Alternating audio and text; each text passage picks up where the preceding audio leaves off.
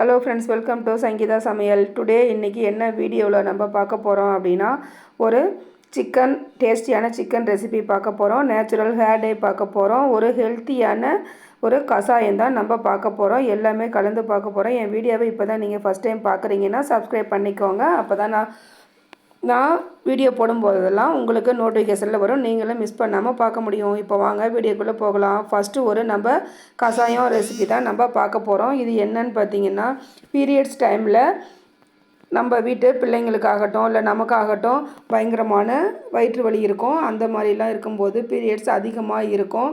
அது அந்த பெயின் எப்படி நம்ம குறைக்கிறது அப்படின்னா, நீங்கள் இந்த மாதிரி வாழைப்பூ மடல் 2 எடுத்துக்கோங்க. சின்னதாக இருந்தால் வாழைப்பூவும் அந்த சீப்பு மாதிரி இருக்குது பாருங்கள், அந்த பூ, அதுவும் நீங்கள் ஒரு சீப் எடுத்துக்கோங்க. எடுத்துகிட்டு சின்ன சின்ன பீஸாக கட் பண்ணி 2 டம்ளர் தண்ணி டீ ட்ரேயில் நீங்கள் ஊற்றி நல்லா கொதி வந்ததும் இந்த பூவு இந்த மடல் சீரகம் 1 ஸ்பூன் போட்டு 1 டம்ளராக சுண்டி வந்ததும் இந்த தண்ணியை ஃபில்ட்ரு பண்ணி நீங்கள் குடிச்சிங்கன்னா உங்கள் வயிற்று வலி மாயமாக மறைஞ்சிடும் ஃப்ரெண்ட்ஸ். நெக்ஸ்ட்டு நம்ம என்ன பார்க்க போகிறோம் அப்படின்னா, இப்போது மாம்பழம் சீசன். மாம்பழம் நம்ம கடைகள்லாம் ஆசைப்பட்டு வாங்குவோம். பொதுவாகவே தோட்டத்தில் இருந்து சாப்பிட்றவங்களுக்கு பிரச்சனை இல்லை. கடைகளில் வாங்கி சாப்பிடும்போது அதில் நிறைய மருந்து அடிச்சிருப்பாங்க. அது எப்படி நம்ம கண்டுபிடிக்கிறது அப்படின்னா, நீங்கள் மாம்பழம் வாங்கும்போது அது மருந்துலாம் ஸ்ப்ரே பண்ணாமல் இருக்கிறத எப்படி கண்டுபிடிக்கிறதுனா, ஒரு மாம்பழத்தை எடுத்துக்கிட்டிங்கன்னா அது இந்த மாதிரி ரெட் கலரும் இருக்கும், பச்சை கலர் இருக்கும், எல்லோ கலர் இருக்கும். இது 3ம் கலந்து இருக்கும். அது ஸ்ப்ரே பண்ணாத பழம்.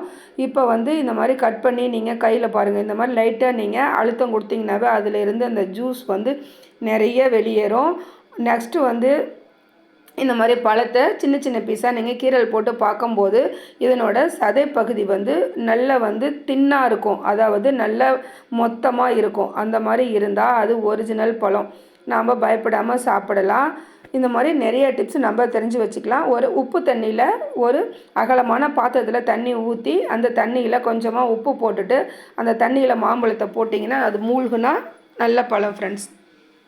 இப்போது நெக்ஸ்ட்டு நம்ம ஒரு சூப்பரான ஹேர் டை வீடியோ தான் நம்ம பார்க்க போகிறோம். இப்போ இருக்க காலகட்டத்தில் 15 வயசுலேருந்து 35 வயசு 40 வயசு எல்லாத்துக்குமே இளநரை வந்துடுது, முதுநரையும் இருக்குது. அவங்களாம் ஹேர் டை தேடி போகிறதுனால நம்மளோட தலையில் நிறைய பிரச்சனை வரும். ஸ்கின் அலர்ஜி வரும், மூச்சு பிரச்சனை வரும். இந்த மாதிரி ஏகப்பட்ட பிரச்சனை நமக்கு வரும். அந்த மாதிரிலாம் இல்லாமல் நம்ம வீட்லேயே ஒரு சூப்பரான ஹேர் டே தான் நம்ம ரெடி பண்ண போகிறோம். அது என்னென்னு பார்த்தீங்கன்னா, நம்ம வீட்டு தோட்டத்தில் இருக்கிற வாழை மரத்தில் இந்த மாதிரி பூக்கள் விடும்.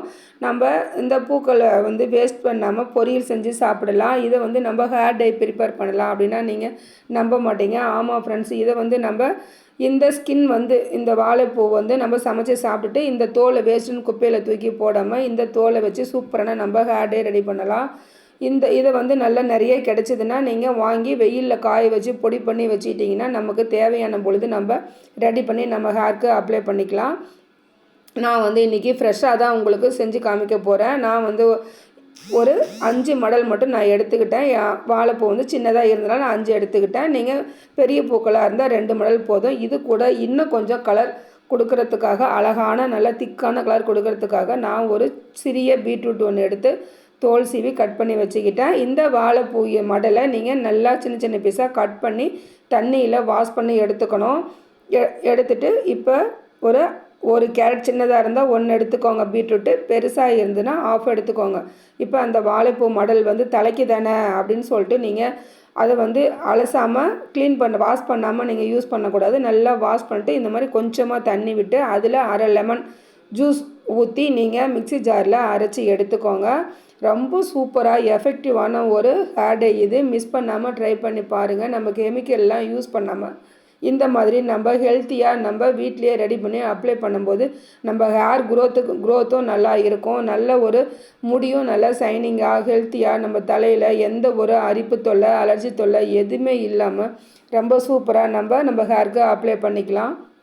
இப்போ பாருங்கள், நம்ம அரைச்சி எடுத்துகிட்டு வந்துட்டோம். எவ்வளோ அழகாக நல்லா திக்காக ஒரு கலர் பாருங்கள். வாழைப்பூ ஆல்ரெடி ஒரு கரை பிடிக்கிற தன்மை அந்த வாழைப்பூவுக்கு இருக்குது. இப்போது நம்ம ஒரு இரும்பு வாணலியில் அயன் வாணலியில் நம்ம அரைச்சி வச்ச ஜூஸை ஆட் பண்ணிக்கலாம். இதில் நம்ம என்னென்ன போட்டிருக்கோம், வாழைப்பூ தோல் போட்டிருக்கோம், வாழைப்பூ மடல் அரைச்சி போட்டிருக்கோம். அது கூட லெமன் அரை பழம் ஆட் பண்ணியிருக்கோம். அது மட்டும் இல்லாமல் பீட்ரூட் ஒன்று ஆட் பண்ணியிருக்கோம். இது மூணும் நல்லா தண்ணியில் கொஞ்சமாக தண்ணி விட்டு அரைச்சி இந்த மாதிரி வாணலியில் போட்டு நல்லா கொதிக்க விடுங்க ஃப்ரெண்ட்ஸ். நல்லா கொதிக்கணும். நீங்கள் ஹை ஃப்ளேமில் வைக்காதீங்க, மீடியம் ஃப்ளேமில் வச்சு நல்லா கொதிக்க விடுங்க. இது கூட 2 ஸ்பூன் அளவு நம்ம மருதாணி பவுடர் நம்ம ஆட் பண்ணிக்கிறோம். மருதாணி பவுடர் ஆட் பண்ணி நீங்கள் நல்லா கலந்து கொடுங்க. நல்லா கொதி வர வர அந்த கலர் வந்து நல்லா சேஞ்ச் ஆகி வர்றது நமக்கு நல்லாவே தெரியும். ரொம்ப சூப்பரான ஒரு டார்க் கலர் நமக்கு கிடைக்கும். ஒரு பர்பிள் கலரில் வரும். இது கூட நம்ம இன்னும் 2 பொருள் நம்ம முக்கியமான பொருள் ஆட் பண்ண போகிறோம். அதுவும் என்னென்னு பார்க்கலாம். இப்போது நம்ம வெள்ளை கரிசலாங்கண்ணி இப்போ தோட்டத்துல எல்லாம் பார்த்தீங்கன்னா ஈஸியாக இது கிடைக்கும். இப்போ நெல் பயிர் நடும்போது அந்த வயல் வரப்புகளில் நிறைய கிடைக்கும். அந்த மாதிரி கிடைச்சாலும் நீங்கள் ஜூஸாக கூட ஆட் பண்ணிக்கலாம். அந்த மாதிரி கிடைக்காதவங்க நாட்டு மருந்து கடையில் ஆன்லைனில் கிடைக்கிது வெள்ளை கரிசலாங்கண்ணி பவுடர், அதை வாங்கி ஆட் பண்ணிக்கோங்க. கடுக்காய் பவுடர் 2ம் சம அளவு எடுத்து இது கூட ஆட் பண்ணிக்கோங்க. உங்கள் ஹேருக்கு தகுந்த மாதிரி நீங்கள் எடுத்து ஆட் பண்ணிக்கோங்க. நான் 2ம் ஒவ்வொரு ஸ்பூன் எடுத்து ஆட் பண்ணிக்கிட்டேன். இப்போ நல்லா இதை கலந்து கொடுக்கலாம். நல்லா கலந்து கொடுக்க நல்லாவே கலர் சேஞ்ச் ஆகி வரும். நல்ல ஒரு black colour, dark black colour கிடைக்கும். பாருங்கள், நான் இப்போ வந்து எடுத்துகிட்டேன். இப்போ ஸ்டவ் ஆஃப் பண்ணதையும் காமிக்கிறேன். இப்போதே பாருங்கள் நல்லா கலராக இருக்குது, கருப்பு கலராக இருக்குது. இதை வந்து நம்ம ஓவர் நைட் வச்சு நம்ம அப்ளை பண்ணிக்கலாம் ஃப்ரெண்ட்ஸ்.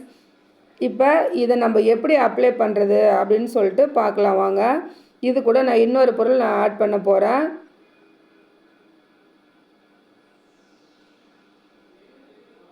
இதை அப்படியே ஒரு மூடி போட்டு ஆறுன பின்னாடி மூடி போட்டு வச்சிடுங்க. மார்னிங் எழுந்து நீங்கள் அப்ளை பண்ணும்போது இந்த மாதிரி கத்தாழை மடல் ஃப்ரெஷ்ஷாக கிடச்சிதுன்னா உங்கள் வீட்டில் இருந்ததுன்னா நீங்கள் இதை எடுத்துக்கோங்க. கத்தாழை மடல் எடுத்து இந்த மாதிரி கட் பண்ணும்போது அதிலேருந்து எல்லோஷாக இந்த மாதிரி ஒரு கலர் வரும். இதை வந்து நல்லா க்ளீன் பண்ணிவிடுங்க. இந்த எல்லோ கலர் வரக்கூடாது. ஒரு 6-7 டைம் நல்லா வாஷ் பண்ணிவிட்டு அந்த கண்ணாடி மாதிரி இருக்க சதப்பகுதி மட்டும் நீங்கள் எடுத்துக்கோங்க. ஃப்ரெஷ் வந்து கற்றாழை ஜெல் ஆன்லைனில் கிடைக்கிது. நீங்கள் அப்படி கிடைச்சாலும் நீங்கள் வாங்கி யூஸ் பண்ணிக்கோங்க. நான் எங்கள் தோட்டத்திலே இருந்தது, அதனால் நான் ஃப்ரெஷ் கற்றாழை ஜெல்லை நான் மிக்சியில் போட்டு நான் அரைச்சி யூஸ் பண்ணிக்கிட்டேன். இதை வந்து ஃபில்ட்ரு பண்ணி நம்ம கலந்து வச்சுருக்கோம் இல்லையா.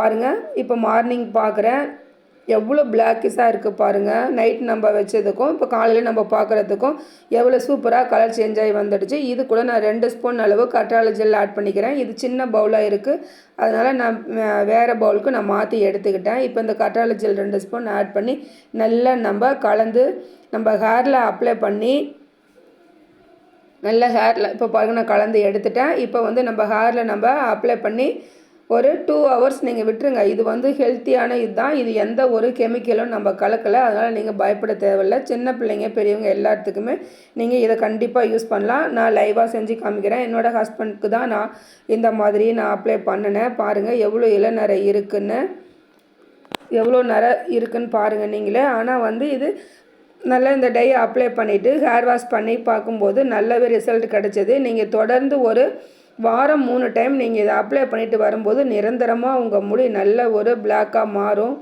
கண்டிப்பாக ட்ரை பண்ணி பாருங்கள். கண்டிப்பாக உங்களுக்கு பிடிக்கும். பிடிச்சிருந்தால் உங்கள் ஃப்ரெண்ட்ஸுக்கும் ஃபேமிலி மெம்பர்ஸ்க்கும் ஷேர் பண்ணி சப்போர்ட் பண்ணுங்கள். பாருங்கள் 2 ஹவர்ஸ் கழித்து வாஷ் பண்ணியாச்சு. ஹேர் பாருங்கள் எப்படி இருக்குது அப்படின்னு சொல்லிட்டு நீங்களே பாருங்கள். அடிக்கடி இதை நாங்கள் யூஸ் பண்ணுறதுனால ஹேர் வந்து நல்ல ஒரு பிளாக்காக மாறிடுச்சு. நீங்களும் ட்ரை பண்ணி பாருங்கள். ஒரு ஹெல்த்தியான நேச்சுரலான கெமிக்கல் இல்லாமல் ஹேர் டை நம்ம வீட்டிலே ரெடி பண்ணி இந்த மாதிரி நீங்களும் அப்ளை பண்ணி உங்கள் ஹேருக்கு நல்ல ஒரு எந்த கெமிக்கலும் இல்லாமல் பயன்படுத்தி பாருங்கள் ஃப்ரெண்ட்ஸ். இந்த டிப்பு உங்களுக்கு பிடிச்சிருந்தா அந்த டிப்புக்கு ஒரு லைக் பண்ணி ஷேர் பண்ணுங்கள், சப்போர்ட் பண்ணுங்கள். இது மாதிரி நிறைய ஹேர் டை வீடியோ என்னோடய சேனலில் போட்டிருக்கேன். டைம் இருக்கும்போது போய் பார்த்துட்டு உங்களோட ஃபீட்பேக்கை கமெண்ட்டில் சொல்லுங்கள். நெக்ஸ்ட்டு ஒரு சிக்கன் ரெசிபி தான் நம்ம பார்க்க போகிறோம். அதுக்கு வந்து 1.5 கிலோ நான் சிக்கன் கிரேவி தான் நான் செய்கிறேன். அதுக்கு தகுந்த மாதிரி தான் நான் எடுத்திருக்கேன். நான் வந்து வெங்காயம், தக்காளி, இஞ்சி, பூண்டு, பச்சை மிளகாய் இது எல்லாம் தனித்தனியாக நான் அரைச்சி வச்சுட்டேன். இந்த மாதிரி அரைச்சி வச்சு நம்ம செய்யும்போது அதனோட டேஸ்ட்டே வேறு லெவலில் இருந்தது ஃப்ரெண்ட்ஸ். இப்போ வந்து ஆயில் போட்டுட்டேன். பட்டை, கிராம்பு, ஏலக்காய், நார்மலாக நம்ம என்னென்ன போடுவோமோ அதெல்லாம் போட்டு சோம்பு போட்டு தாளித்து எடுத்தாச்சு. இஞ்சி, பூண்டு, வெங்காயம் எல்லாமே போட்டு தாளித்தாச்சு. தாளித்த பின்னாடி இந்த மாதிரி தக்காளி போட்டு மல்லி இலை கொஞ்சமாக போட்டு இந்த மாதிரி நீங்கள் ஃப்ரை பண்ணி எடுத்துக்கோங்க. நான் வந்து கடலை எண்ணெய் தான் போட்டு நான் ஆட் பண்ணியிருக்கேன். ரொம்ப சூப்பராக இருந்தது. இந்த மாதிரி அரைச்சி நீங்கள் செய்யும்போது நம்ம தக்காளியெல்லாம் கட் பண்ணி போட்டோம்னா நமக்கு கேஸும் வேஸ்ட் ஆகும். நம்ம ரொம்ப நேரம் குக் பண்ணுற மாதிரி இருக்கும். இப்போ வெயில் காலத்தில் எதுவுமே நம்ம டக்குன்னு எப்படி நம்ம செய்கிறது அப்படிங்கிறத, எவ்வளோ குயிக்காக நம்ம செஞ்சு முடிக்கிறது அப்படிங்கிறத நம்ம பார்த்துக்கலாம். ரொம்ப சூப்பராக டேஸ்டியாக இருந்தது. கண்டிப்பாக நீங்களும் மிஸ் பண்ணாமல் இந்த மாதிரியே செஞ்சு பாருங்கள். இப்போ நம்ம அரைச்சி வச்ச மசாலாவை நம்ம ஆட் பண்ணிக்கிட்டோம். ஆட் பண்ணிவிட்டு நான் வந்து அது கூடவே நான் தண்ணி ஆட் பண்ணிக்கிட்டேன். நான் கொஞ்சமாக தேங்காய், சிக்கன் மசாலா இதை மட்டும் நான் போட்டு அரைச்சி எடுத்துக்கிட்டேன். அரைச்சி எடுத்ததை இப்போ இந்த சிக்கனில் ஊற்றி அதுலேயே கொஞ்சமாக மல்லி இலை போட்டு நான் குழம்பு ரெடி பண்ணிட்டேன். இப்போ ஃப்ரை பண்ணுறதுக்கு ஆயில், இஞ்சி பூண்டு பேஸ்ட்டு இதை மட்டும் போட்டு நான் ஃப்ரை பண்ணிகிட்ருக்கேன். நெக்ஸ்ட்டு வந்து இது கூட நம்ம பச்சை மிளகாய் அரைச்சி வச்சுருந்தோம் இல்லையா, அந்த பச்சை மிளகாய், தக்காளி பேஸ்ட்டு இது ரெண்டையும் கலந்து எண்ணெய் பிரிஞ்சு வர வரைக்கும் வெயிட் பண்ணுங்கள். பிரிஞ்சு வந்ததையும் நம்ம வேக வச்ச குக்கரில் குழம்புல வேக வச்ச சிக்கனை எடுத்து இதில் ஆட் பண்ணி நம்ம ஃப்ரை பண்ணி எடுத்துட்டால் சூப்பரான சிக்கன் கிரேவி ரெடி. உங்கள் காரத்துக்கு பச்சை மிளகாய் வேணால் நீங்கள் ஆட் பண்ணிக்கோங்க. நான் பச்சை மிளகாய் அரைச்சதுனால நான் வேறு எந்த மிளகாய் தூளும் நான் ஆட் பண்ணல. ரொம்ப சூப்பராக செம்ம டேஸ்டியாக இருந்தது ஃப்ரெண்ட்ஸ்.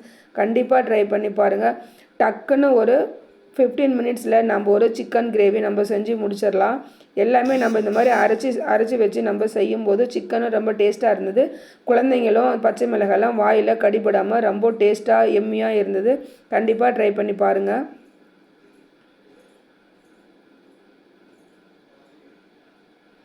ஆனால் இப்போ எப்போதுமே நீங்கள் சிக்கன் செய்யும்போது நல்லெண்ணெயில் செஞ்சு பாருங்கள். இன்னும் டேஸ்ட் வந்து வேறு லெவலில் இருக்கும்.